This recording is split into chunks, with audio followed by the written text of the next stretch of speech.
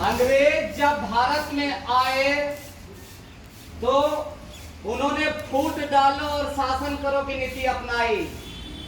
कभी भी भारत में लोगों को एकता बनने नहीं दिया। ब्राह्मणों को अलग कर दिया, हरिजनों को अलग कर दिया, मुसलमानों को अलग कर दिया, पिछड़ों को अलग कर दिया, सबको अलग अलग करके रखा। किसी एक दूसरे के साथ सटने नहीं दिया। अगर एक साथ वो आ जाएंगे तो एकता बन जाएगी। क्या बनेगी?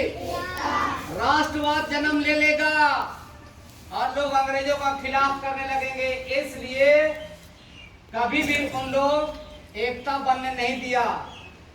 उसका कहना था कि इनको डिवाइड करो, इनको बांटो और बांट करके इनको पर शासन करो, कभी एकता बनने मत दो। दूसरी बात कि भारत जब आजाद हुआ 1947 में, तो 1945 में इससे पहले संयुक्त राष्ट्र संघ की स्थापना हुई थी। किसकी स्थापना हुई थी?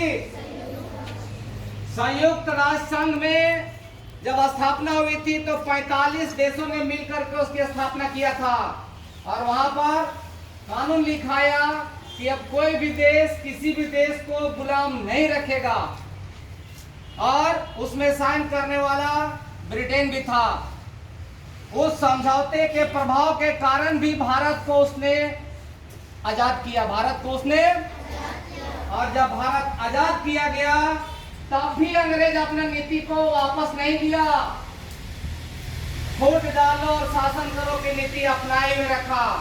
जिस समय भारत आजाद हुआ था 647, कहीं 647 है, कहीं 565 है।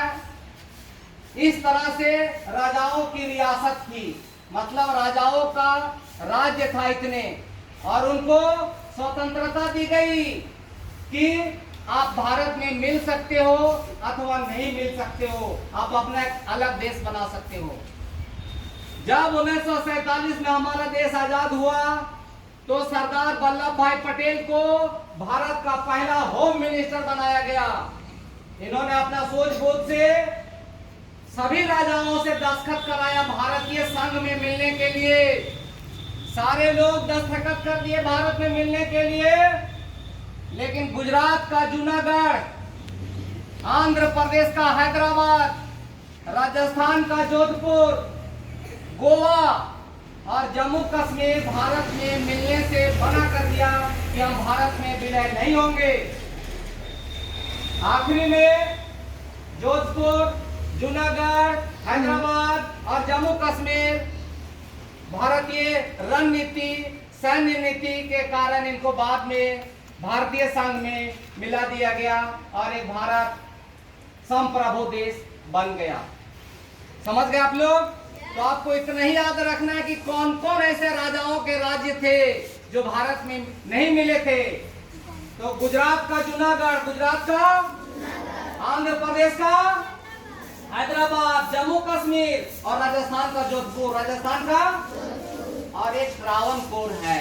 इतना याद रखिएगा कि कौन कौन से राजा भारत में मिलना नहीं चाहते थे। बाद में सरदार वल्लभ भाई पटेल ने उनको अपनी नीतियों के कारण भारत में मिला लिया। Thank you.